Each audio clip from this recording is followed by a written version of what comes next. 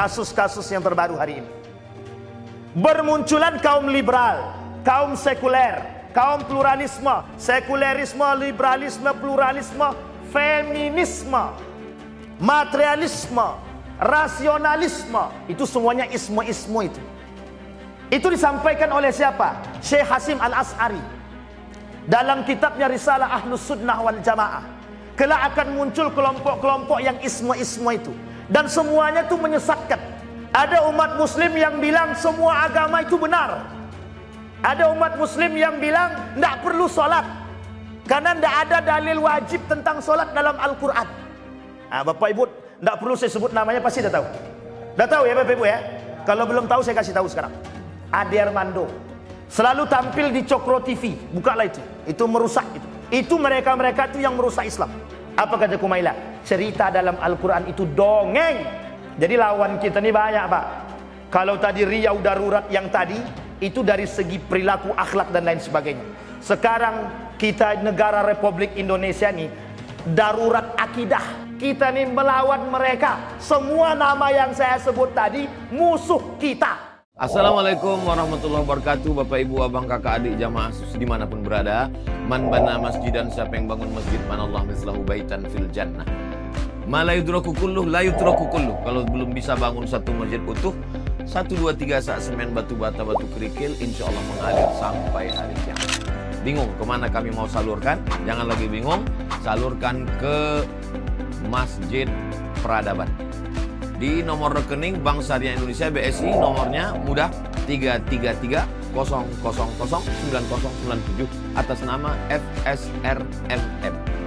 Konfirmasinya ke nomor berikut 0813 7733 9947. Berkah selalu. Wassalamualaikum warahmatullahi wabarakatuh.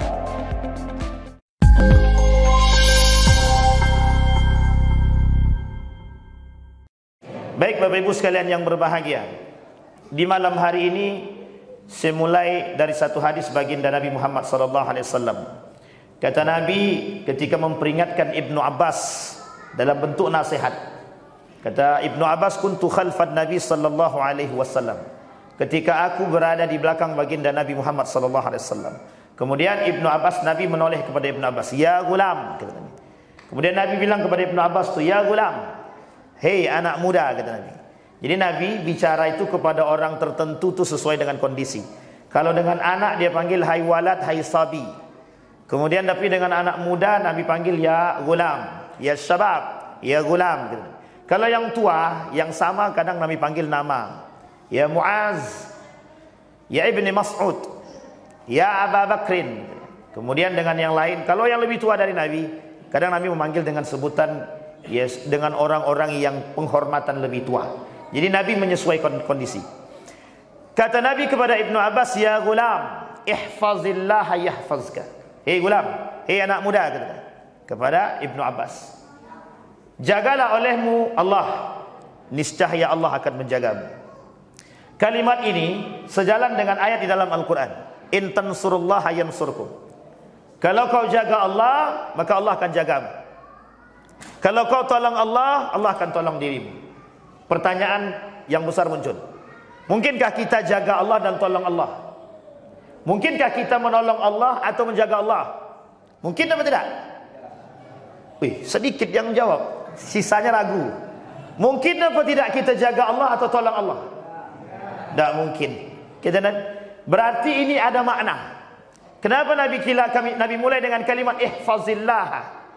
Kenapa Allah mulaikan intan surullah, jika engkau membantu Allah? Kenapa Allah tak katakan dengan kalimat yang lain? Adakah makna yang terkandung di dalam? Ada. Makna yang terkandung di dalam itu, kata Nabi, jagalah olehmu nilai agama. Nilai agama. Kita orang berislam itu punya nilai. Islam itu agama. Agama itu regulasi, aturan. Agama itu dogma. Agama itu doktrin. Agama itu nasihat. Nabi bilang dalam hadisnya, ad-din an-nasihah. Liman? Lillahi, wali rasulihi, wali kitabihi, wali a'immatil muslimin wa ammatihim. Kata Nabi, agama itu nasihat. Untuk siapa? Untuk Allah, Rasulnya, kitabnya, kita semua.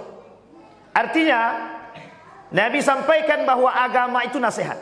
Agama itu doktrin. Agama itu nilai. Artinya orang yang beragama bernilai. Orang yang beragama beradab. Orang yang beragama berakhlak. Kalau ada orang beragama tidak berakhlak dan tidak bernilai, kira-kira sedang beragama apa tidak beragama? Sedang tidak beragama. Atau sedang keluar daripada jalur fitrah dia sebagai manusia. Fa'aqim wajhaka lid-din fitratallaha fataran nas 'alaih. Hadapkan wajahmu kepada agama. Itu fitrah kita. Fitrah manusia itu ada dua. Satu agama, yang kedua kebaikan. Jadi kalau manusia melakukan kebaikan, kalau ada manusia sedekah untuk masjid, itu sebenarnya bukan pilihan, kewajiban. Ada manusia membantu manusia yang lain, itu kewajiban, bukan pilihan. Misal ada yang tidak mampu, ada orang-orang yang tak mampu, kita bantu. Kami memilih untuk membantu Pak Ustadz. Salah. Kewajiban umat manusia membantu. Jadi kalau dia pilih bagaimana? Itu salah. Salah konsep. Maka fitrah manusia itu dua. Beragama, yang kedua akhlak. Sehingga diperdebatkan tuh oleh para kalangan-kalangan ahlul kalam. Ada orang yang beragama, ada yang tidak beragama, ada yang ateis, ada yang Islam, ada yang non-Islam dan lain sebagainya. Ini fitrah. Sekalipun dia ateis, punya satu keyakinan. Apa keyakinan ateis tadi? Ketidakadaan Tuhan. Ateis percaya bahwa Tuhan tidak ada. Maka ketika dia percaya bahwa Tuhan tidak ada, dia sedang percaya kepada ketiadaan. Itu sama dengan bahasa beragama.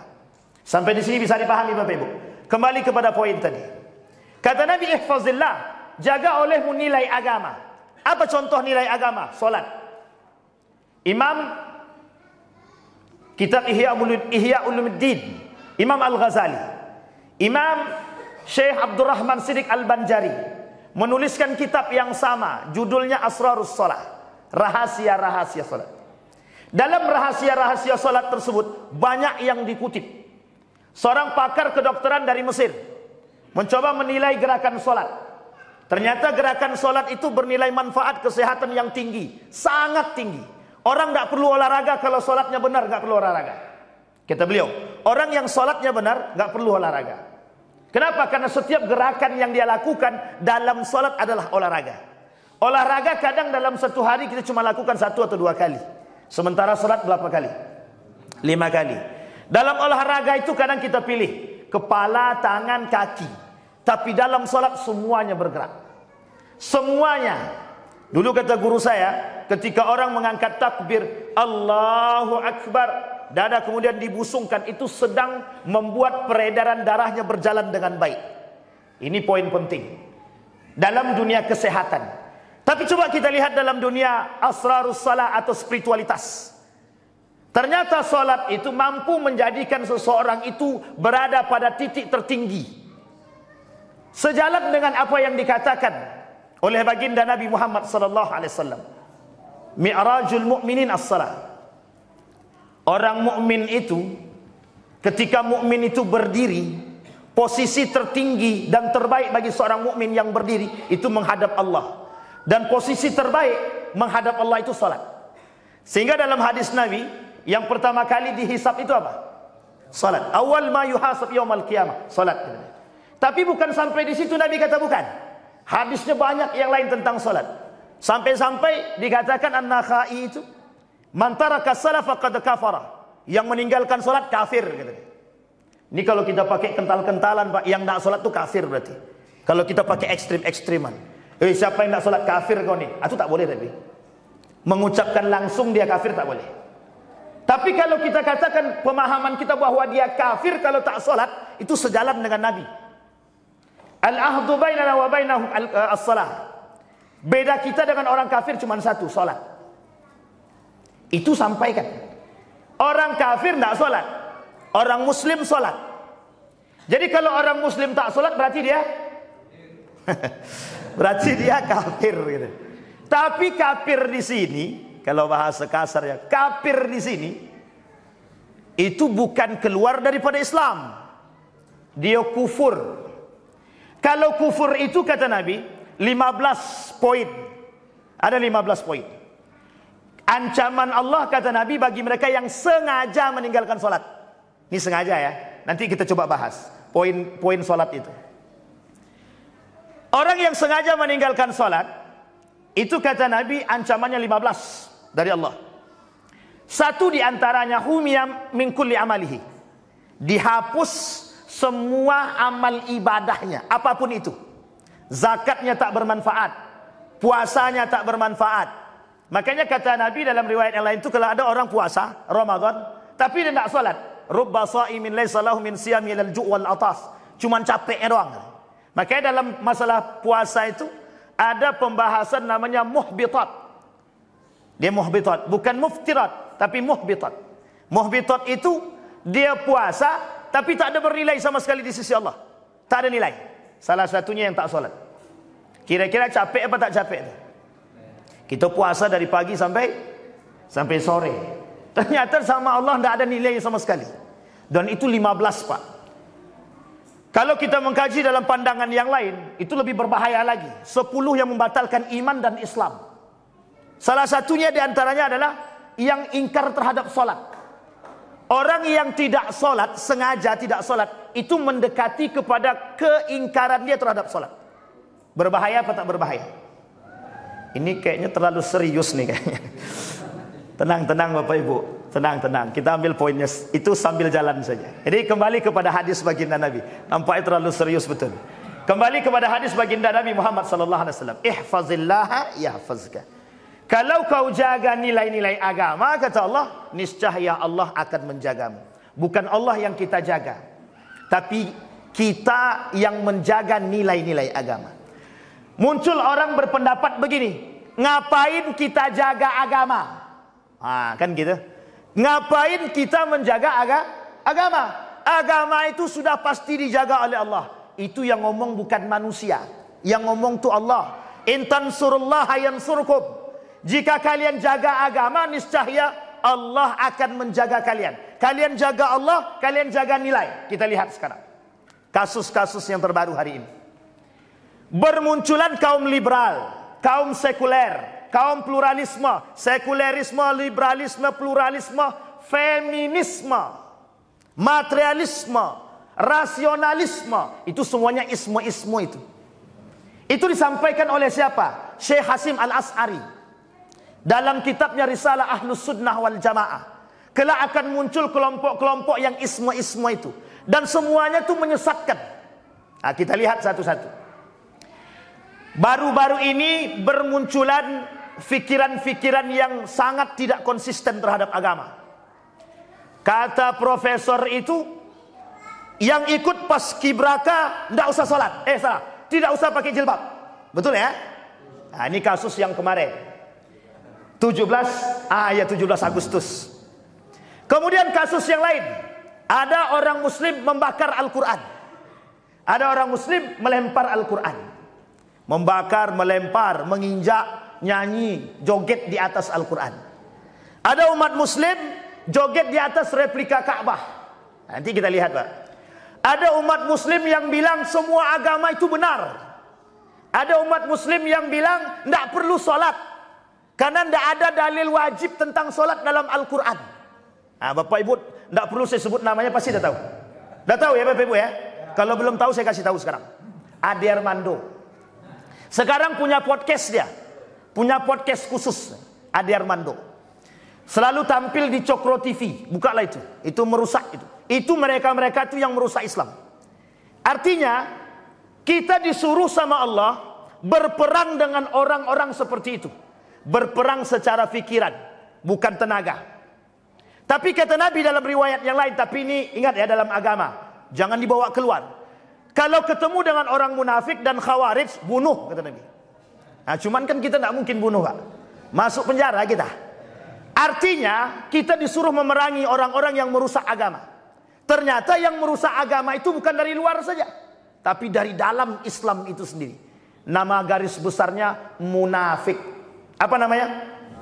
Coba bayangkan Pak, simbol munafik itu yang paling tinggi dilihatnya di mana? Di sholat.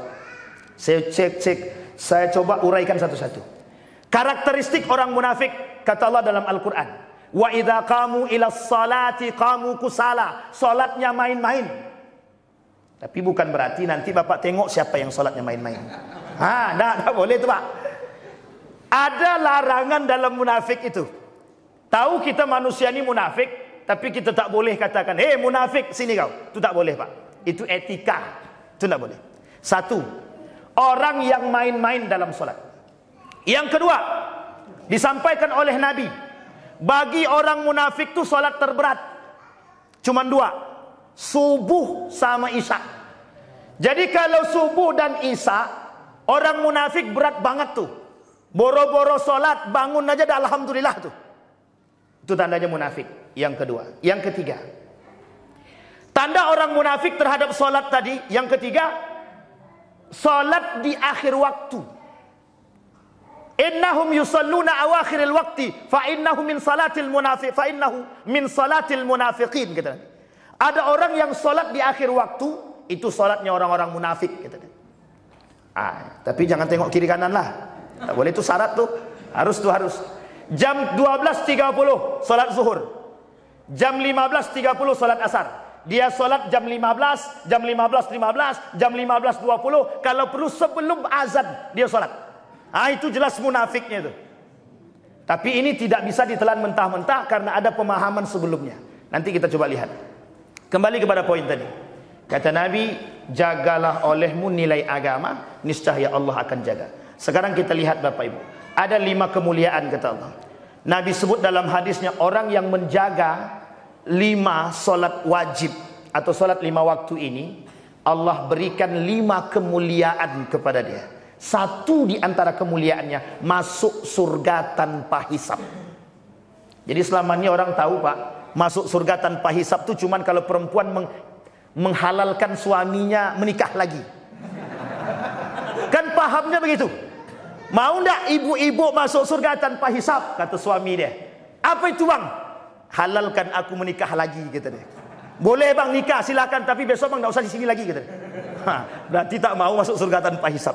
Coba Bapak Ibu tanya pulang ke rumah, bapak-bapak tanya sama istrinya, mau enggak mereka masuk surga tanpa hisab? Jawabannya agak ragu tuh mesti. Kalau abang mau silakan cari perempuan yang lain, biarlah aku surga-surga yang lain. Ini poin penting Bapak Ibu. Ternyata masuk surga tanpa hisab itu salah satunya adalah orang yang menjaga salat 5 waktu, kata Nabi. Hadis ini sahih dalam kitab Al-Kabair Samsuddin Az-Zahabi dalam persoalan masalah salat. Nah sekarang kita lihat Bapak Ibu masalah salat ini.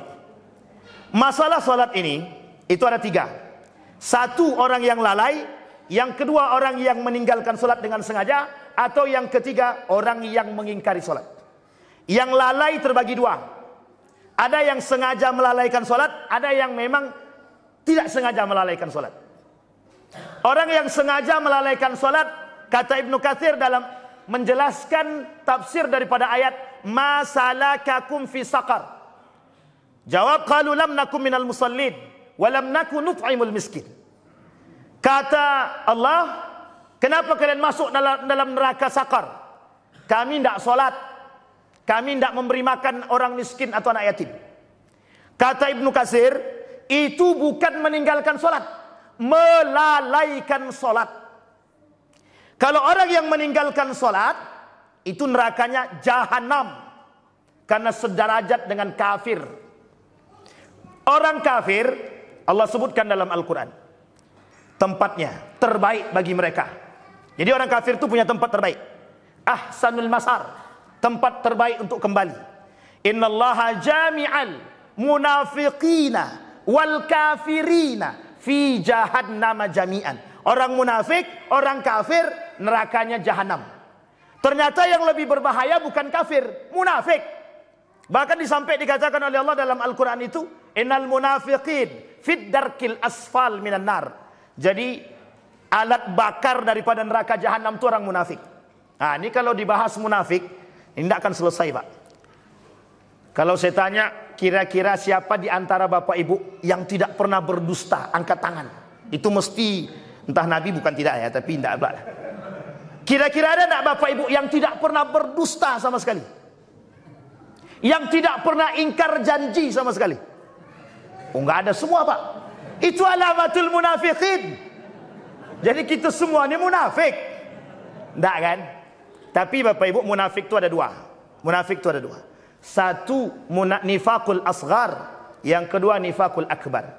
Satu nifaqul asghar. Nifaqul asghar itu nifaqul amal. Dia munafik secara amal. Berdusta dia, memongak kalau bahasa awaknya. Memongak dia, menduto dia, segala macam lah. Mengingkari janji dia, berkhianat dia secara zahir dalam sifatnya, secara zahir dalam karakter hari-harinya. Itu namanya nifaqul asghar atau nifaqul amal.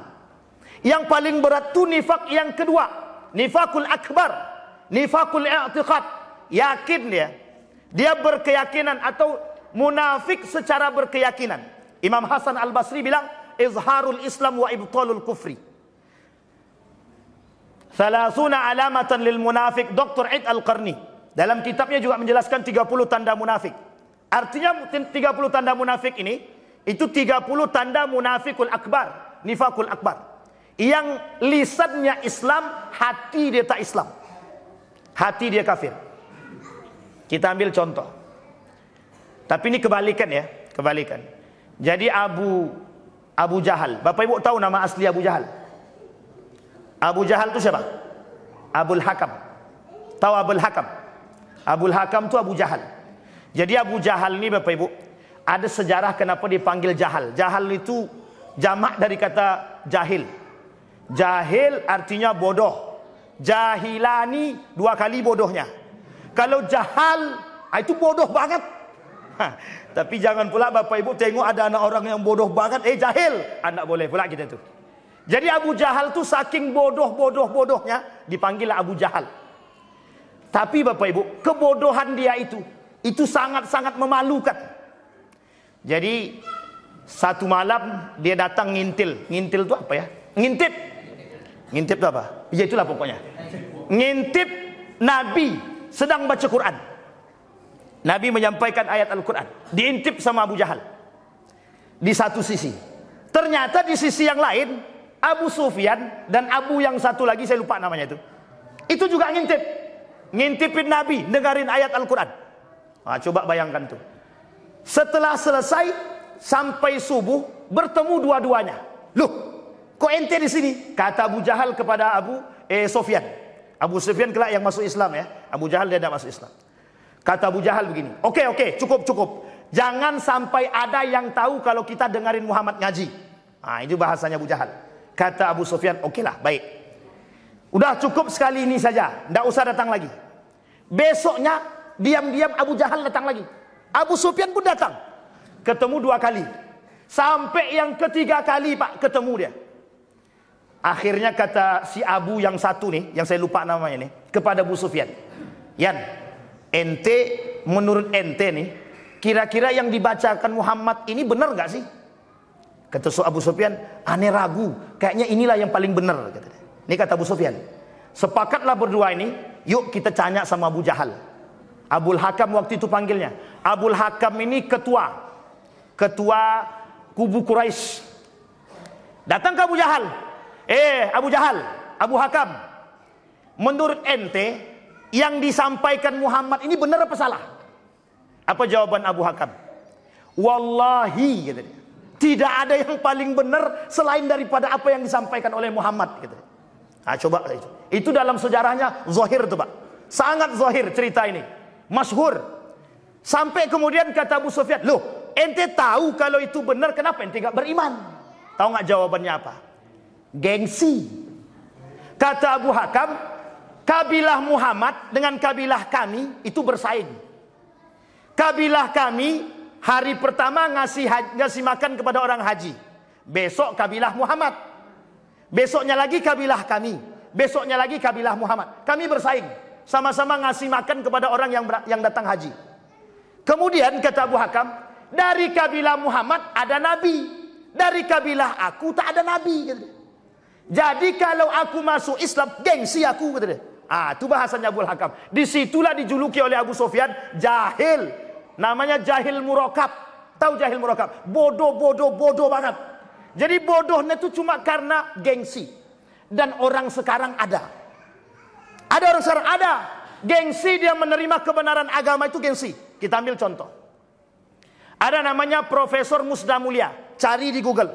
Cari saja. Nama itu udah masyhur, sudah tahu orang siapa dia itu. Apa kata dia? Semua agama ini sama. Sama-sama benar. Hanya sama menuju Tuhan yang satu. Hanya saja cara menuju Tuhan yang satu ini beda-beda, kata dia. Syarat masuk surga itu cuma 3. Percaya pada Tuhan. Percaya pada hari kiamat. Yang terakhir melakukan kebaikan. Jadi kalau tidak sholat, itu tidak akan masuk neraka itu. Bisa tetap masuk surga. Yang penting baik kelakuannya. Sampai keluar bahasa yang hari ini mendarah daging di masyarakat. Apa itu? Lebih baik dia berakhlak meskipun dia tak sholat. Kau tak berhijab. Baik aku tak berhijab, tapi akhlakku baik. Kau berhijab tapi akhlak kau kaya. Kayak itulah pokoknya. Sampai Pak, pernah dengar kalimat ini kan? Sholat tiap waktu ke masjid, tapi lisannya suka mencaci maki orang. Kata dia, lebih baik si anu tuh, sholat dia jarang, tapi baik akhlaknya. Sekarang saya tanya, lebih baik mana di antara kedua itu? Tidak ada pilihan ketiga. Cuma 2 itu pilihannya. Coba, pilih mana Pak? Lebih baik sholat tapi lisan mencaci maki, atau tidak sholat tapi perilakunya baik? Ini dasar pemikiran yang kita terima dari dulu sampai sekarang dari kaum liberal, sekuler. Apa kata mereka? Lebih baik kami lebih butuh Anda berakhlak daripada Anda beragama. Agama itu tidak benar kalau Anda tidak menjalankannya berperilaku. Anda tidak perlu beragama kalau akhlak Anda benar. Sekarang saya tanya, betul tidak pernyataan itu? Anda tidak perlu beragama, yang penting akhlak Anda benar. Betul apa salah? Kalau seperti ini Pak, habis awak, rusak akidah kita Pak. Kembali kepada poin tadi. Ini kalau masalah solat tadi nih. Jadi solat tuh satu, lalai. Ada orang yang sengaja melalaikan solat, ada yang tidak sengaja. Ini cerita ini, tapi jangan diambil jadikan contoh ya. Tapi cuman hanya orang berilmu saja. Imam Abu Hanifah satu ketika mau melaksanakan sholat zuhur. Sudah azan, sedang berwuduk, selesai wuduk masuk ke masjid. Ketika masuk ke dalam masjid, tiba-tiba datang orang dari kampung sebelah. Imam, orang sebelah meninggal, tidak ada yang memandikan. Kata Imam Abu Hanifah, berangkatlah Imam Abu Hanifah, tidak menunggu sholat. Berangkat ke kampung sebelah, jalan kaki. Dimandikan, disiapkan, dikafani. Masuk waktu asar. Kemudian Imam Abu Hanifah bilang begini, aku belum sholat. Idzan ajma, katanya. Jadi aku jamak, katanya. Tapi ini jangan jadikan patokannya. Ini cuma Imam Abu Hanifah saja. Kita bukan mujahid. Nak boleh pula begitu. Nak boleh kita beristihad demikian. Tapi artinya Imam Abu Hanifah tidak dengan sengaja melalaikan sholat. Bukan dengan sengaja. Artinya ada orang yang dengan tidak sengaja melalaikan sholat. Kita ambil contoh pesantren. Di beberapa pesantren, sholat zuhurnya jam 12.30. Mereka baru azan jam 1. Orang zaman dahulu yang tinggal di sawah, khususnya di Jawa, itu azan asar jam 3.30. Mereka baru asar jam 4 atau jam 4.30 sore azan asarnya. Bukan tanpa alasan. Karena kalau mereka azan ketika itu tidak ada yang datang. Orang pulang dari sawah itu jam 4. Bersih-bersih badan, baru kemudian mereka datang ke masjid. Sampai di sini bisa dipahami. Ada penyebab kenapa dilalaikan. Ini Bapak Ibu, lalai tidak disengaja. Kalau lalai yang sengaja itu bagaimana Pak Ustaz? Azan berkumandang, masak terus. Ini kalau aku tinggalkan gosong, katanya. Kalau ditinggalkan gosong. Atau mohon maaf, sedang asik jualan. Pas azan berkumandang, Allahu Akbar, Allahu Akbar. Datang pelanggan 1 orang. Jawaban setan tuh, tenang, jangan pergi dulu. Baru azan. Akhirnya, karena baru azan, diladenilah penjual tadi. Kata setan, baru azan belum komat. Ini kata setan nih, belum azan baru. Akhirnya apa yang terjadi? Diladenilah Pak orang yang tadi belanja. Azan selesai, orang yang belanja selesai. Setelah orang belanja selesai, datang 5 orang yang mau belanja lagi. Sementara sudah mau komat. Apa kata setan? Tenang, ladenin dulu. Kan belum rakaat pertama, kata setan. Jadi kira-kira Mau diladeni yang 5 orang ini diladeni atau dia tinggalkan? Setan bilang lagi, kau tak mau duit kah? 5 itu. Kalau 1 untung 100.000, kalau kali 5 jadi 500.000. Goyang iman, oh iya ya. Kan belum sholat, belum rakaat pertama. Diuruslah 5 tadi, yang belanja tadi. Pas pada orang yang kelima, kata imam masjid, Assalamualaikum warahmatullahi wabarakatuh. Assalamualaikum warahmatullahi wabarakatuh. Apa kata yang tadi? Astagfirullah, terlambat aku sholat. Kira-kira sengaja terlambat sholat apa tidak? Coba, sadarnya kapan? Setelah salam. Kenapa kok sadarnya terlambat? Karena bisikan setan tadi. Akhirnya yang begini, yang disebutkan dengan lalai. Atau orang yang melalaikan sholat sampai pada waktu akhir sholat. Atau menjelang sholat yang akan datang masuk. Dan ini juga masalah. Nah, kata Imam Ibnu Katsir, yang masuk dalam neraka sakar, orang yang suka melalaikan sholat. Yang melalaikan sholat sampai pada, mohon maaf, mau masuk waktu yang akan selanjutnya. Itulah yang disebut dengan penghuni neraka sakar. Kata Ibnu Katsir, yang masuk neraka jahanam yang meninggalkan sholat. Sengaja meninggalkan sholat. Nah, sekarang kita lihat. Ada orang yang meninggalkan sholat. Tadi lalai sudah. Sekarang yang meninggalkan sholat. Yang meninggalkan sholat ada 2. 1, sengaja meninggalkan sholat. Yang kedua, rufi al-qalam. Tahu rufi al-qalam? Yang dima'fu anhu, yang dimaklumkan oleh Allah.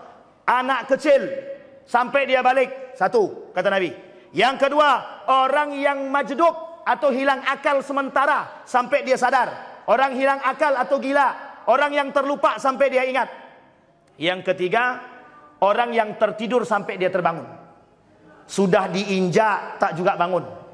Dipukul tak bangun juga. Disiram tak bangun juga. Pokoknya tak mau bangun. Tak bangun-bangun. Tapi tengok dulu, mati apa masih pingsan. Takutnya lah dipukul tak hidup juga, kan curiga kita. Artinya Bapak Ibu, orang seperti ini, kata Nabi, itu rufi al-qalam.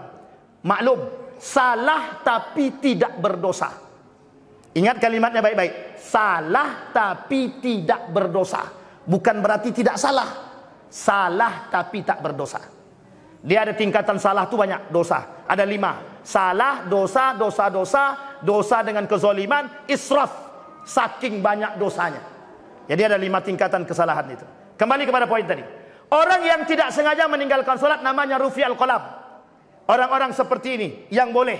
Sisanya tidak boleh. Yang kedua, orang yang sengaja meninggalkan sholat. Memang tidak mau sholat. Sekarang itu yang paling banyak apa? Yang itu Pak. Yang tidak mau sholat. Nak sholat nak. Entar mak. Entarnya itu nak tahu kapan. Orang tua. Ini kita ingatkan. Bapak ibu. Jangan terlalu percaya dengan anak sekarang. Jangan terlalu percaya dengan anak sekarang. Nak sholat nak. Oke mak, siap. Tenang. Besok datang lagi. Tak lama kemudian mak datang lagi. Nak udah sholat? Belum mak, sikit lagi. Nanti datang lagi mak. Nak udah sholat belum? Udah habis waktunya mak, udah mau asar. Nah, tolong Bapak Ibu sekalian yang berbahagia, jangan takut sama anak. Umur 7 tahun perintahkan sholat. Umur 9 tahun suruh pukul. Kalau umur 20 tahun tidak sholat, mau diapakan? 7 tahun perintahkan sholat. 10 tahun suruh pukul. Kalau 20 tahun. Ingat Bapak Ibu. Kalau ada rumah tangga yang hancur lebur, itu tengok baik-baik sholatnya. Tengok baik-baik sholatnya. Rumah tangga yang tidak ada sholatnya dan baca Qur'annya, itu rumah tangga mohon maaf seperti mayat berjalan. Nawwiru buyutakum bis salati wa qiraatil Qur'an. Hiasi rumahmu dengan salat dan baca Qur'an. Ingat kalimat ini. Kalau rumah tangga si A si B kok suka hancur-hancur, cerai-berai dia, berarti salatnya enggak benar atau tidak salat. Itu tolak ukur pertama yang harus dilihat. Ustaz, tapi Ustaz mohon maaf Ustaz, si Anu tuh Ustaz rajin sholatnya Ustaz. Tengok dulu laki dia. Bukan bininya aja nih tengok. Tengok juga laki dia. Setelah tengok lakinya, tengok anaknya. Jadi semua dilihat Pak. Setan tuh tidak mau masuk rumah orang yang tidak sholat. Sorry, malaikat tidak mau masuk rumah orang yang tidak sholat. Tidak mau dia masuk. Kata Nabi, tidak akan dimasuki oleh malaikat rumah yang tidak ada sholat dan baca Qur'annya. Nah, jadi kira-kira kalau rumah itu hancur lebur, kira-kira sholat apa tak sholat itu? Tolak ukur pertama yang sudah hampir pasti itu mesti tidak sholat, atau lalai dengan sholat, atau sengaja merusak sholatnya. Orang yang benar wuduknya, benar sholatnya. Orang yang benar sholatnya, benar imannya, benar akhlaknya. Jadi kalau tidak benar akhlaknya, bisa jadi sholatnya nggak benar. Kalau tidak benar sholatnya, bisa jadi wuduknya nggak benar. Kalau tidak benar wuduknya, bisa jadi niatnya nggak benar. Sampai di sini bisa dipahami. Bisa dipahami Bapak Ibu? Makanya Bapak Ibu sering lihat, si anu tuh sholat tapi kok masih korupsi. Si anu tuh puasa tapi kok dia si anu itu sholat tapi kok tangannya masih mencuri, lidahnya kok masih mencaci, kok masih melakukan suap. Berarti sholatnya nggak benar, berarti wuduknya nggak benar, berarti niatnya nggak benar. Bisa dipahami begitu? Bisa. Memang begitu kata Imam Al-Ghazali. Makanya mohon maaf, tolak ukurnya itu sholat. Kenapa Nabi naik Isra dan Mi'raj, melakukan Isra dan Mi'raj ini hadiah dari Allah? Dan salah satu hadiah terbaiknya bagi kita semua itu sholat. Ada alasannya? Ada. Sholat ini mampu menghapus semua dosa-dosa perbuatan yang dilihat oleh Nabi dalam Isra dan Mi'rajnya. Kita lihat dalam Isra Nabi, yang dilihat oleh Nabi apa? Banyak. Satu, Masyitoh. Siapa Masyitoh itu? Baunya harum kata Nabi. Siapa nih? Ditanya Nabi tanya kepada Jibril. Kata Jibril, itu Masyitoh, anaknya Fir'aun. Anaknya Fir'aun ini dimasukkan ke dalam api atau dibakar hidup-hidup sama bapaknya. Itu gara-gara satu saja. Gara-gara dia bilang, Innallaha Rabbi wa Rabbuk. Allah itu Tuhanku dan Tuhanmu. Bapaknya paksa Masyitoh untuk bilang bahwa aku ini Tuhan Fir'aun. Tapi kata anaknya, Innallaha Rabbi wa Rabbuk. Tuhanku itu Allah dan Tuhanku Allah dan Tuhanmu juga. Kepada bapaknya, diambil anaknya, diangkat, dilemparkan, dibakar ke api, dibakar hidup-hidup. Ada orang tua macam itu sekarang? Ada Pak. Orang tua yang tidak menyuruh anaknya sholat, berarti orang tua sudah menyuruh anak dia masuk ke dalam api neraka. Dan ingat, kalau dia tidak suruh anaknya sholat, berarti dia sedang ngajak anaknya ke neraka. Kata anaknya, bapakku, mamaku tidak pernah ingatkan aku sholat. Kata Allah, bro sini kau, masuk sekali sama anakmu. Coba bayangkan. Sholat itu saking pentingnya Pak. Mohon maaf, saking pentingnya sholat itu, sampai dilakukan penelitian. Itu simbol orang beriman Pak. Kalau kita tidak sholat, kata Nabi, kafir. Dan perbedaan kita cuman itu Pak, cuman sholat. Orang syirik, orang munafik, itu cuman sholat bedanya dengan kita orang beriman. Makanya mohon maaf, sampai dilakukan penelitian, Muslim itu lebih banyak daripada mukmin. Sampai dikatakan begini, berapa jumlah Muslim di Indonesia? Terbesar di dunia. Sekarang pertanyaannya, dari sekian banyak yang Muslim, berapa yang mukmin? Dari sekian banyak yang mukmin, siapa yang sholat? Dan di antara sekian yang sholat, siapa yang sholat di masjid? Dari sekian banyak yang sholat di masjid, siapa yang sholatnya khusyuk? Itu ujung-ujungnya tinggal segelintir Pak. Tinggal segelintir. Sekarang saya tanya Bapak Ibu semua, lebih banyak yang sholat di masjid apa di luar? Ini ada sebab. Ada sebab, bukan tanpa sebab. Sekarang saya uraikan sebabnya. Ini gara-gara kita ngomong Pak. Kata orang tua kepada anaknya, nak, yang penting engkau sholat. Betul apa salah? Bapak Ibu sering tak bilang sama anaknya begitu? Nak, yang penting engkau sholat. Betul apa salah? Mau di kafe, mau di mall, mau dimanapun engkau, yang penting engkau sholat. Betul apa salah? Betul apa salah? Baik, jadi jangan salah Pak Imam, Pak Ketua, kalau tidak ada yang sholat di masjid. Kenapa? Kan aku tetap sholat. Yang penting kan kami sholat Mak. Akhirnya mohon maaf, anak muda hari ini, sekalipun mereka di kafe, tapi mereka tetap sholat. Akhirnya apa? Masjid tidak ada yang menghuni. Sampai di sini bisa dipahami Bapak Ibu. Yang harus kita sampaikan ke anak itu, nak, yang penting engkau salat di masjid, bukan di kafe. Kecuali ada keperluan 1 kali 2 kali. Kalau setiap hari ke kafe, dan yang penting kan kami salat. Memang Pak, yang penting mereka salat. Pertanyaannya, salatnya benar enggak? Jangan-jangan dia salat, dia jadi imam, pacarnya jadi makmum. Itu hukum salatnya apa? Batal. Tidak sah salatnya. Sampai di sini bisa dipahami Bapak Ibu. Jangan salah-salah Pak.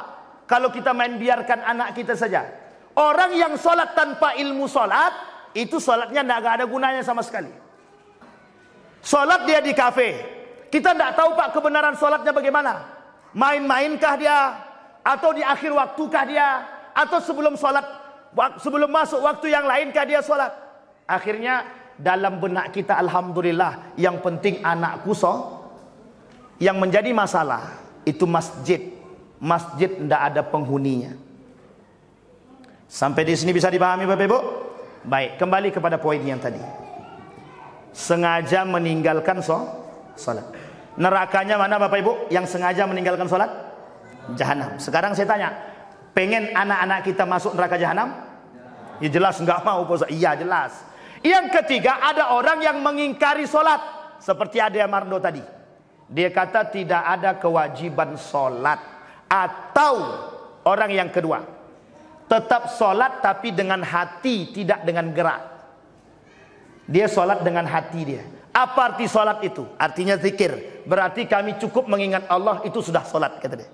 Itu sesat tuh. Itu sudah sesat banget pokoknya. Sampai di sini paham ya Bapak Ibu? Ada kelompok itu, ada. Tahun 2015 saya berhadapkan dengan 5 orang. Mereka tidak sholat pakai gerak, tapi mereka sholat dengan hati saja. Dan itu mohon maaf, mereka itu baru keluar, tapi memang tidak lulus dari Al-Azhar, dari Mesir. Tidak lulus. Akhirnya mereka mungkin konslet lah. Kalau kita bilang konslet sedikit. Akhirnya mereka tidak sholat tuh Pak. Sholat dengan hati tapi tak sholat dengan gerak.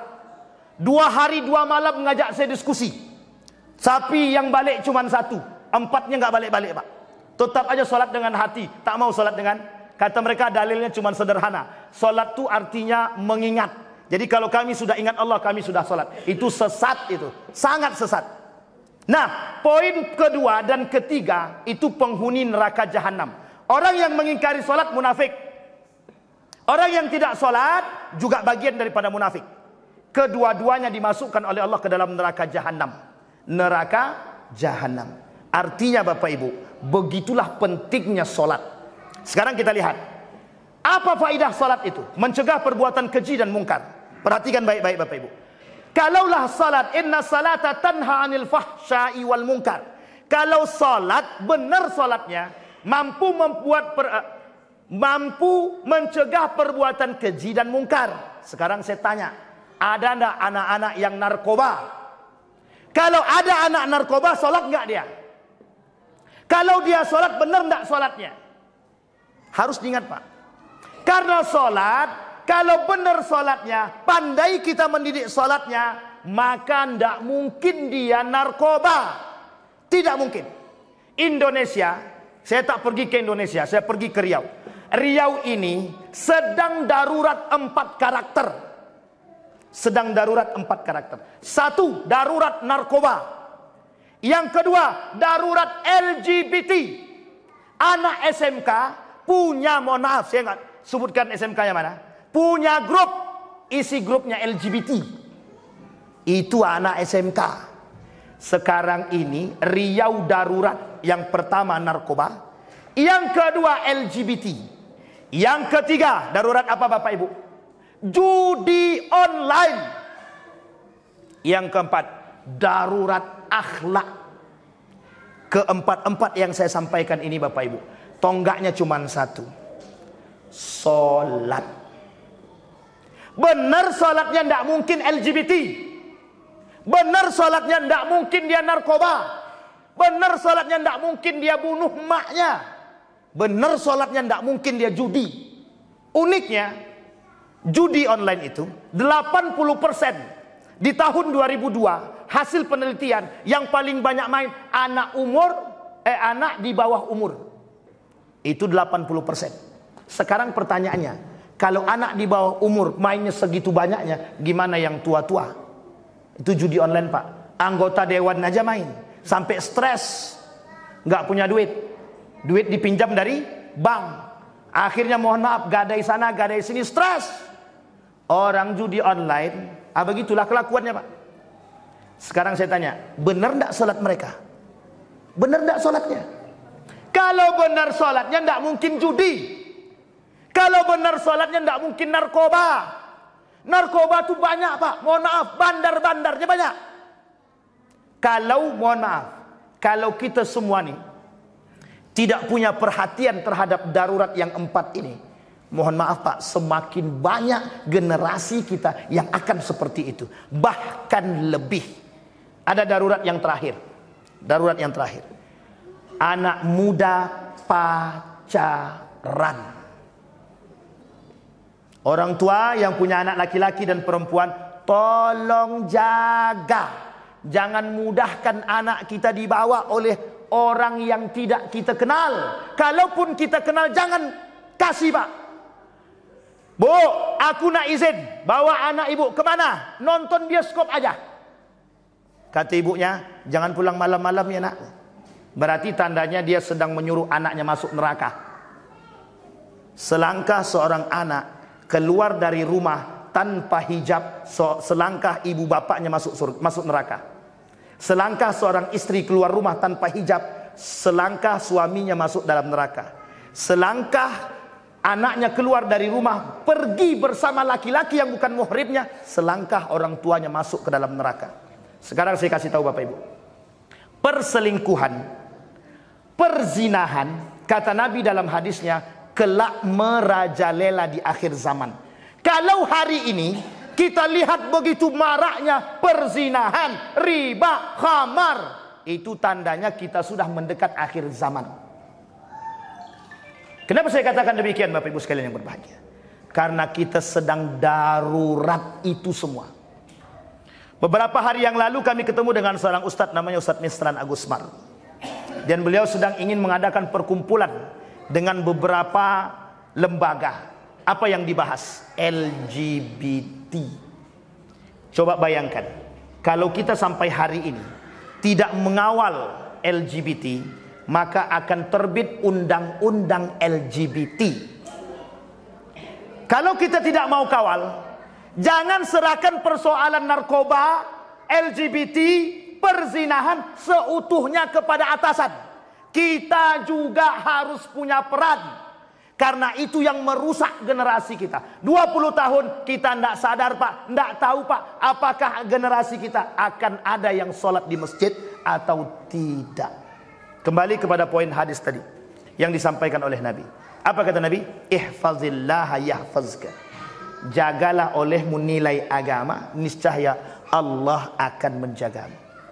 Sampai di sini bisa dipahami Bapak Ibu ya. Yang pertama dilihat Nabi adalah masyitah. Yang kedua yang dilihat oleh Nabi, apa kata Nabi? Yang dilihat oleh Nabi riba, pelaku riba dimasukkan ke dalam neraka. Sampai-sampai Nabi bilang dalam hadisnya begini, baina yaday sa'a yuzharur riba. Apa kata Nabi? Kelak akan terjadi di hari kiamat itu, di akhir zaman, kata Nabi, riba itu merajalela, perzinahan merajalela, khamar merajalela, perjudian merajalela. Coba bayangkan, Pak, riba, orang tak takut dengan perang Allah itu. Seberapa banyak gerakan anti riba, tetap aja yang main lebih banyak kan. Sampai satu ketika dipasang, Pak, pelang riba. Jangan main riba. Ada gambar dibakar, Pak, di salah satu tempat di Pekanbaru. Tak lama, Pak, datanglah seorang wali kota, bukan wali kota, wakil gubernur, bertanya kepada bank-bank konvensional, kira-kira dengan tulisan itu ada tidak pengaruhnya orang menarik? Ada, kata dia. Banyak yang ngambil duitnya, Pak, kata dia. Kemudian apa kebijakan yang muncul? Tak lama kemudian, satu hari setelahnya, tulisan itu dicopot. Tulisan itu dicopot. Tak boleh lagi ada tulisan itu. Jadi jangan tampakkan anti riba, jangan tampakkan gambar api neraka yang membakar orang pemain riba. Akhirnya apa yang terjadi? Balik lagi, Pak. Saking banyaknya. Artinya orang hari ini tak takut dengan Allah. Tak takut. Ketika Allah katakan yang main riba aku perangi. Jadi mereka sedang main berperang dengan Allah. Tapi ingat dalam hadis Nabi. Kata Nabi ada 3 yang akan jadi musuhnya Allah. Bukan hanya berperang tapi jadi musuh. Satu diantaranya orang-orang yang melakukan kerusakan, yang menjual orang-orang merdeka. Nah, Bapak Ibu sekalian yang berbahagia, kembali kepada poin tadi. Dalam Isra wal Mi'raj, yang menjadi simbol dalam Isra wal Mi'raj itu saya ambil Pak 4 poin saja. Kalau terbanyak nanti Bapak bilang, Ustaz cukup berhenti. Oke. Yang pertama, simbol pertama dalam Isra dan Mi'raj itu, nomor 1, akidah diperkuat. Coba bayangkan, kalimat itu dimulai dengan kalimat apa? Subhana. Arti subhana itu apa? Pengagungan kepada Allah. Manusia, agung aku dulu, baru kalian percaya dengan yang lain. Sekarang kita lihat sekarang. Apa yang disampaikan oleh Allah ini dan Rasulnya terbukti Pak. Orang hari ini lebih condong dengan akal ketimbang dengan iman. Nah, kalau kau tak belajar, kau bodoh. Betul apa salah? Kalau tak belajar kau bodoh. Betul apa salah? Nah, itulah Pak, rusaknya akidah kita sekarang. Yang membodohkan itu, yang memintarkan siapa? Belajar atau Allah? Belajar itu wasilah. Allah katakan dalam Al-Quran, jelas ayatnya dalam Al-Quran. Kata Allah apa? Wattaqullah, bertakwa dulu kepadaku, kata Allah. Wa yu'allimukumullah, dan Allah akan ajarkan kamu. Sekarang ini kita ngajar anak begitu. Nak, kalau kau tak mau belajar, ndak akan pintar-pintar. Bu, saya punya kawan. Demi Allah, kawan saya tak pernah belajar selama di pesantren. Nomor 3 dari 1000 orang, panggilan ketiga. Itu saya menyaksikan. Dan uniknya lagi, saya juga menyaksikan kawan saya sendiri belajar mati-matian, nomor terakhir Pak. Dari 1000 tadi, nomor paling akhir. Udah dapat syafaat tuh untuk dinaikkan. Coba bayangkan. Artinya apa? Bukan itu yang diinginkan oleh Allah, iman. Makanya kalimatnya sederhana, subhana, puji aku, agung aku. Katakan bahwa aku yang paling berkuasa. Karena Allah tahu Pak, yang tidak percaya dengan perjalanan ini mesti banyak, tidak mungkin sedikit. Singkat cerita, turun Nabi, yang percaya cuma 1, Abu Bakar. Sisanya nggak percaya Pak. Sebagian sahabat yang lain ragu. Padahal mereka sudah masuk Islam, tapi ragu. Yang murtad banyak. Sampai di sini bisa dipahami Bapak Ibu. Artinya kata Allah, yakin dulu kepadaku. Sekarang ini kan tidak. Saya sampaikan sekarang. Buya Hamka bilang begini. Sekarang itu banyak namanya syirik modern. Syirik modern. Tahu Bapak Ibu syirik modern? Ingat ya Bapak Ibu, syirik modern ini itu merusak amal ibadah kita. Sama dengan kesyirikan yang kita buat. Apa contoh syirik modern itu? Percaya pada batu ponari. Tahu batu ponari? Oh, jangan salah Pak. Batu ponari itu, batu ponari, ketika sedang tenar-tenarnya batu itu yang ngantri 2 kilo. Hanya minta minta air yang dikasih batu. Dicelupin, pot gitu. Kaya mendadak itu. Sangat kaya mendadak. Kiai siapa lagi namanya itu ya? Yang bisa menggandakan uang. Diambil tangannya dari baju, dikeluarkannya duit. Siapa namanya itu? Tuhan ya Allah, kok lupa pula namanya. Nah, itulah pokoknya. Coba Pak, uniknya bergelar profesor, percaya. Apa kata profesor tadi? Aku percaya seutuhnya kepada beliau. Coba bayangkan, bisa menggandakan uang. Ini dah banyak syirik-syirik modern tuh ya kayak gini. Tapi sebenarnya ada yang lebih parah hari ini. Percayanya manusia kepada manusia. Minta bantunya manusia kepada manusia. Ini saya ambil fenomenanya Pak. Fenomena minta masukkan anak ke tempat kerja pakai orang dalam. Itu fenomena kesyirikan yang nyata.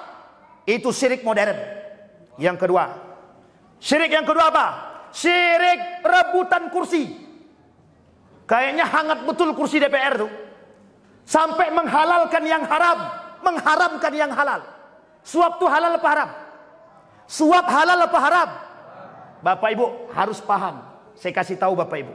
Di bawah 100.000, kata panitia, itu tidak suap. Di bawah 100.000. Coba tanya kepada para orang pelaku politisi. Betul apa tidak yang saya katakan ini? Karena ini hasil diskusi saya. Saya tanya sama abang yang mau maju itu. Bang, jangan suap ya. Apa jawaban dia? Ustaz, kata panitia itu Ustaz, 100.000 ke bawah itu enggak suap. Yang jadi tolak ukur bukan mereka. Yang jadi tolak ukur agama. 100 rupiah pun tetap. Uniknya lisan berkata tolak, tangan terima.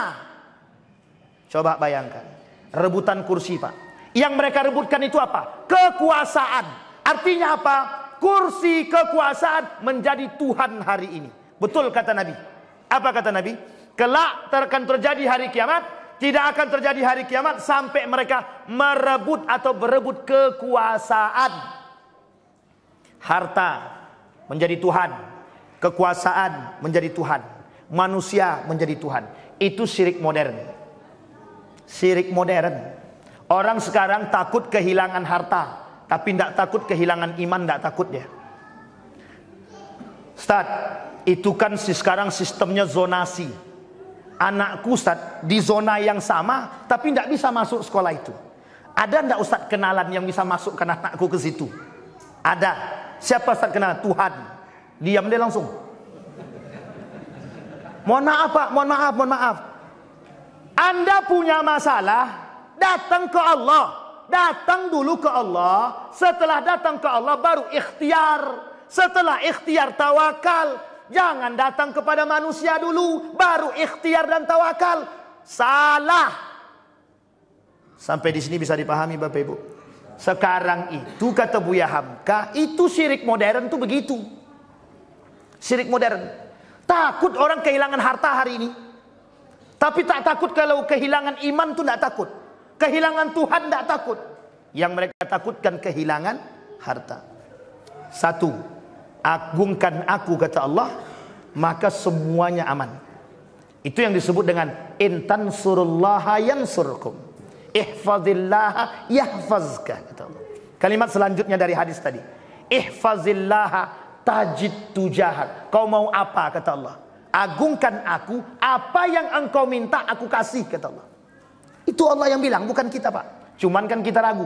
Ya Allah, masukkan anakku PNS ya Allah. Dia sudah daftar ya Allah. Besoknya dia ragu. Tapi anakku kan IQ-nya tak tinggi-tinggi banget. Nah, ragu dia Pak. Jadi kalau kita sudah berdoa pada Allah nih Bapak Ibu, jangan ragu. Allah kata Nabi dalam hadisnya, innallaha la yaqbalu du'a min qalbin ghafil. Allah tidak mau terima dari doa orang-orang yang lalai hati dia, yang meragukan Allah, tidak akan Allah terima. Lalu kita berharap kepada Allah, kenapa Allah tak kabulkan? Karena kita tidak yakin kepada Allah. Kita lebih yakin manusia yang memberikan solusi. Sama Pak. Sakit kita datang kepada Allah. Setelah kepada Allah, ikhtiar kita berobat. Jangan dibilang obat itu yang menyembuhkan. Kalau bukan karena paratusit nih ya, tidak akan sembuh batuk anakku nih. Rusak akidah kita Pak, rusak. Kalau kita yakin obat yang menyembuhkan kita, rusak akidah kita. Itu satu, simbol pertama. Ketauhidan kepada Allah. Makanya mohon maaf, dimulai dengan kalimat subhanah.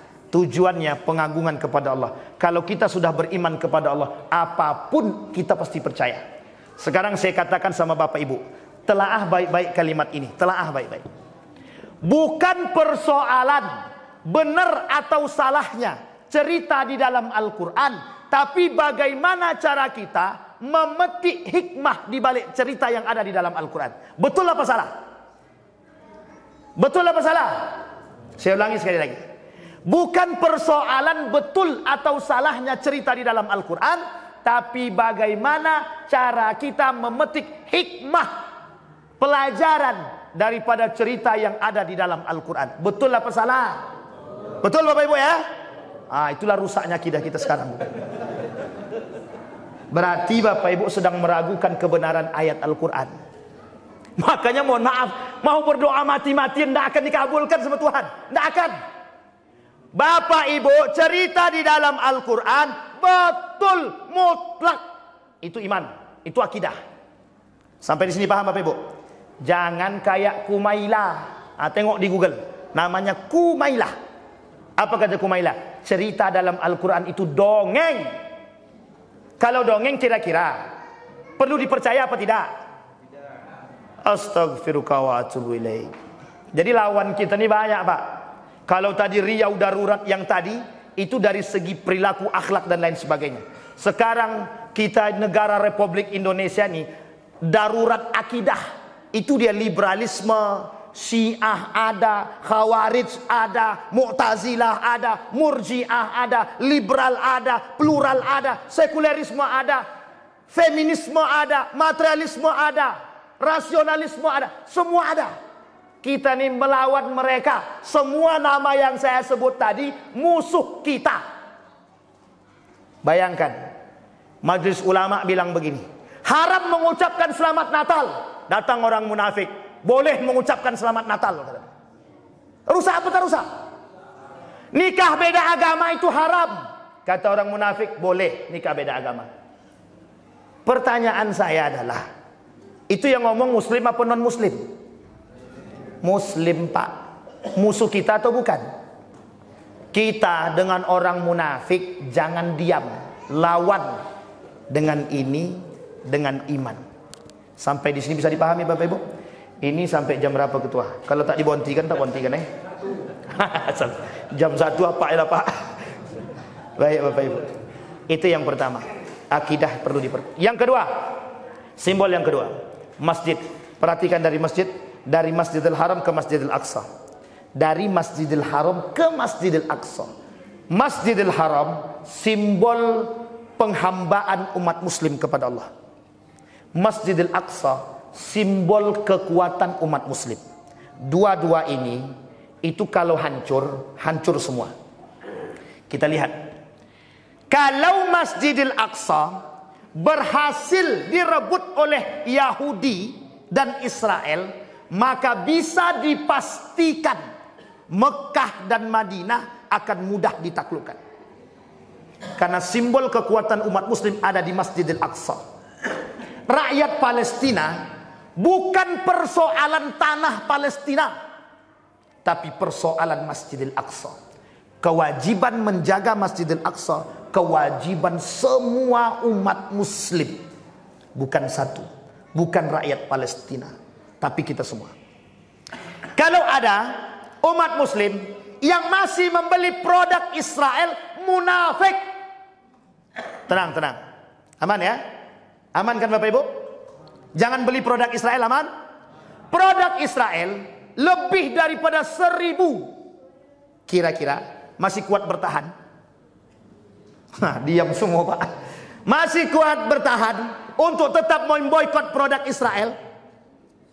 Bapak Ibu, kalau saya katakan lebih keras lagi, orang yang membeli produk Israel sedang membantu kaum Israel. Dia sedang berada pada posisi loyal kepada orang kafir. Orang yang loyal, muslim yang loyal kepada kafir, membantu kafir, munafik, batal Islamnya, kufur. Itu kalau keras-kerasan. Tapi dengan akidah tidak bisa pelan-pelan. Sampai di sini paham? Di tengah habis orang Palestina dibantai, masih banyak umat muslim yang masuk Starbucks, McDonald, KFC, Pizza Hut. Apakah mereka tidak punya iman atau tidak punya hati? Secara kemanusiaan, jangankan pakai iman, kemanusiaan dulu. Itu tak punya Pak, tak punya pri kemanusiaan. Simbolnya di situ. Makanya mohon maaf, seluruh negara Islam khususnya, ketika persoalan Masjidil Aqsa, semua pasti turun tangan. Pasti turun tangan. Apa jawaban Prabowo? Ketika Prabowo, apa pernyataan Prabowo? Ketika Prabowo menyampaikan pidatonya di Mesir dalam perkumpulan internasional, conference internasional di Mesir. Yang heboh waktu itu ketika siapa namanya Erdogan keluar, yang dibuat semenah-menah oleh orang-orang yang tak bertanggung jawab. Apa kata Prabowo? Kenapa hari ini kita diinjak oleh Eropa? Karena negara Islam hari ini sendiri-sendiri.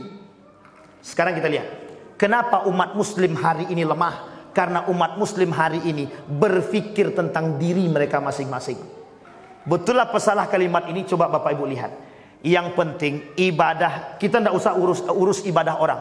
Orang ibadahnya urusan dia, ibadah kita urusan kita. Betul apa salah? Begitukah kita mikir hari ini?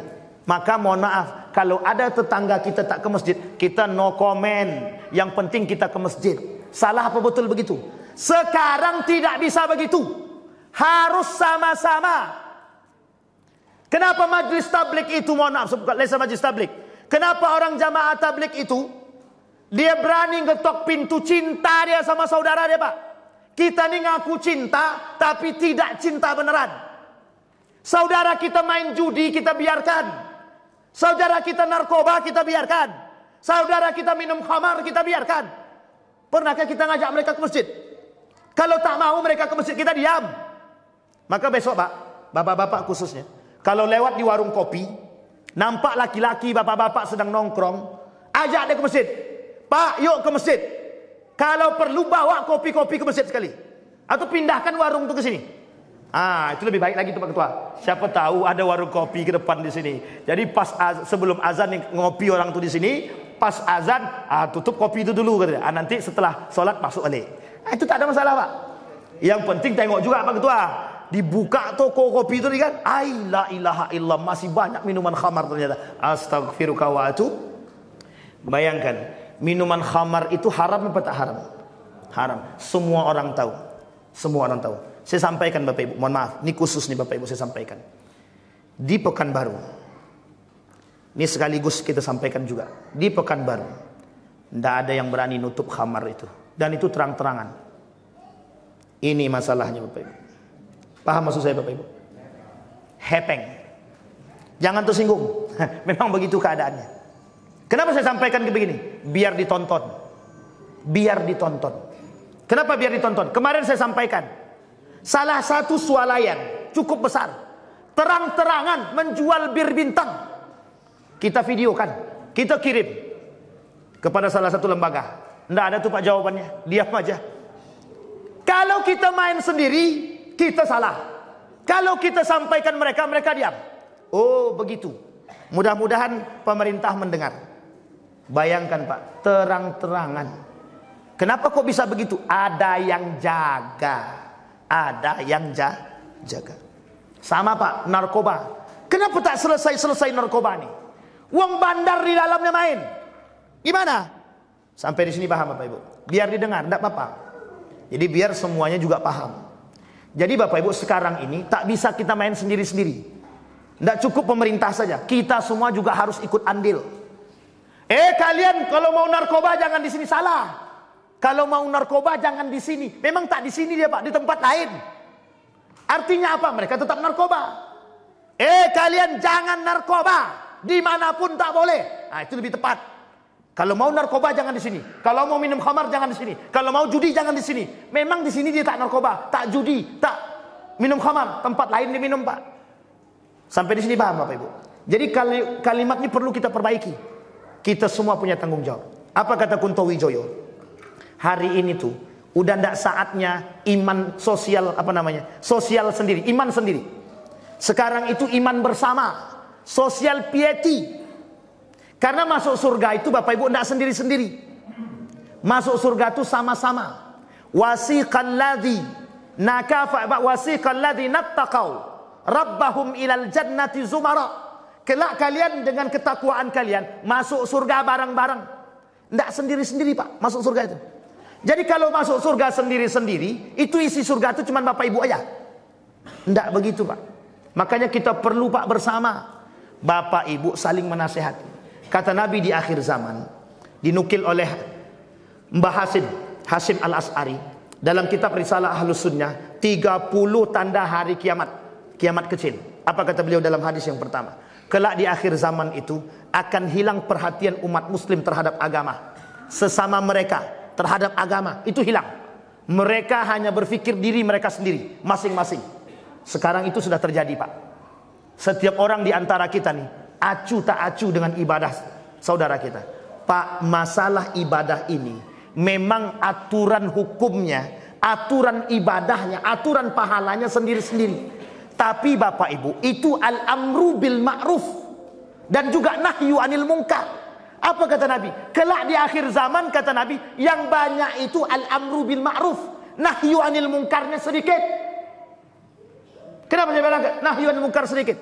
Lebih banyak al-amru bil ma'ruf. Semua orang bisa tahajud, bisa duha, tapi tidak sadar dia, Pak, di samping rumahnya ada pezina, tidak tahu dia. Coba bayangkan, rajin sholat, tapi di samping rumah ada orang minum khamar, tidak sadar dia, Pak. Itu tanggung jawab siapa?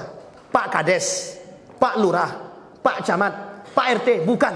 Tanggung jawab kita semua. Kalau perlu share. Sekarang ini kita terlalu baik dengan pelaku dosa besar, itu terlalu baik. Kenapa saya katakan terlalu baik? Si anu tuh berzina, udah biarin aja, urusan dia yang berzina. Yang masuk neraka kan dia, bukan kita. Ingat Pak, ingat baik-baik kalimat ini. Satu orang di antara warga yang melakukan perzinahan, melakukan dosa besar kepada Allah, satu kampung dapat dosanya kalau tidak ada yang mengingatkan. Ada ustadz di situ, ada imam masjid di situ, semuanya, mau imam masjid, mau ustadz, kena semua. Jangan salah, Pak. Begitu poinnya. Nah, jadi Bapak Ibu sekalian yang berbahagia, tadi sudah apa tadi? Tauhid sudah, masjid sudah. Ini sebenarnya panjang, tapi kita ambil yang terakhir ya Pak Ketua ya. Ini dari kode dari belakang, cepat selesai. Oke. Kita lihat Bapak Ibu yang ketiga, sebelum kita tutup. Kenapa kok masjid yang jadikan tempat pijakan Nabi? Karena mohon maaf Bapak Ibu, masjid itu sentral peradaban umat muslim di akhir zaman. Tempat kembalinya umat muslim di akhir zaman itu cuma masjid. Peradaban Islam itu akan bangkit dimulai dari masjid. Hari ini kemerosotan umat muslim itu tinggal Bapak Ibu lihat dalam solatnya. Solat berjamaah itu cerminan kemerosotan umat muslim hari ini. Solat berjamaah bolong-bolong, softnya tidak rapat, itu menunjukkan bahwa persatuan umat muslim lemah. Pas dempet diinjaknya kaki itu, itu masalah tuh kata dia. Padahal bukan begitu Pak, bukan begitu. Cepat kali kita naik pitam nih kadang-kadang. Satu itu. Yang kedua, lihat soft kita semakin maju atau semakin mundur. Tidak usah Ramadan, hari-hari saja. Semakin maju atau semakin mundur. Nah, mudah-mudahan Masjid Al-Mujahidin ini, karena namanya Mujahid, insya Allah semua yang hadir ini Mujahid semua. Kalau ditengok yang hadir ini menampak wajah-wajah Mujahid semua. Yang ibu-ibu Mujahidah lah kalau tidak, biar masuk surga tanpa hisab. Bapak Ibu, kita nih di akhir zaman kata Nabi, itu kekurangan manusia yang bisa berjihad. Jadi kata Nabi itu, orang jihad itu, konsep jihad itu di akhir zaman itu tidak ada. Semua orang itu tak ada lagi yang mau berjihad. Semuanya mikir masing-masing. Makanya Bapak Ibu, kenapa masjid ini tidak ramai? Kenapa masjid-masjid kita sekarang banyak yang sunyi? Itu mohon maaf, karena memang kita tak ada semangat sama sekali untuk mengajak orang. Makanya kata guru saya, sekarang ini tidak berpikir, masjid jangan lagi berpikir formalitas, harus kreatif. Kayak di Turki itu, masjid ada tempat main anak-anak, imamnya yang ngajak main seluncuran. Habis sholat diajak anak-anak main seluncuran. Tapi sebelum sholat nggak boleh main. Nah, nanti ada satu orang yang jaga. Ini ada masjid, mohon maaf Pak, di Pekanbaru tuh banyak Pak. Di Pekanbaru tuh banyak masjid yang nggak ada anak-anaknya. Itu tinggal tunggu aja tuh. Tinggal tunggu mati yang tua-tua tuh, habis satu masjid tuh. Serius Pak. Bahkan ada masjid-masjid yang mengamuk kalau ada anak kecil. Satu ketika ada salah satu masjid bicara sama saya begini, Ustaz, bisa enggak minta tolong anak-anak sekolah yang di samping masjid ini untuk sholatnya di sini? Saya kan enggak mau ngambil pusing Pak. Saya tanya dulu ke sekolah tuh, kenapa kalian enggak sholat ke masjid itu? Apa jawaban guru-guru tadi? Ustaz, kami bawa anak tuh sholat dicaci maki sama pengurus masjid ini. Enggak mau kami sholat situ lagi nih. Nah, jangan tersinggungnya Pak Ketua. Ini bukan ngapain siapa-siapa. Tapi memang begitu keadaannya. Bapak Ibu sekalian yang berbahagia, anak kecil datang ke masjid, bermain dia di masjid Bapak Ibu. Itu fitrah dia Bapak Ibu. Fitrah itu. Justru kita curiga kalau anak kecil tidak main-main itu. Kenapa saya bilang begitu? Tapi mengganggu sholat Pak Ustaz. Kalau khusuk dia tak akan terganggu tak. Tapi kalau dia terganggu bagaimana Pak Ustaz? Cari satu orang. Entah satpam entah apa terserah. Untuk jaga anak-anak itu. Untuk jaga, tidak apa-apa. Tidak ada masalah Pak. Nanti dia sholat setelah orang sholat. Tidak ada masalah. Dia dapat dari semua doanya Pak. Itu yang terjadi di beberapa masjid. Masjid Ismuhu Yahya, Joko Karian, Munzalan dan lain sebagainya. Semua berpikir tentang kreativitas bagaimana jamaah datang ke masjid.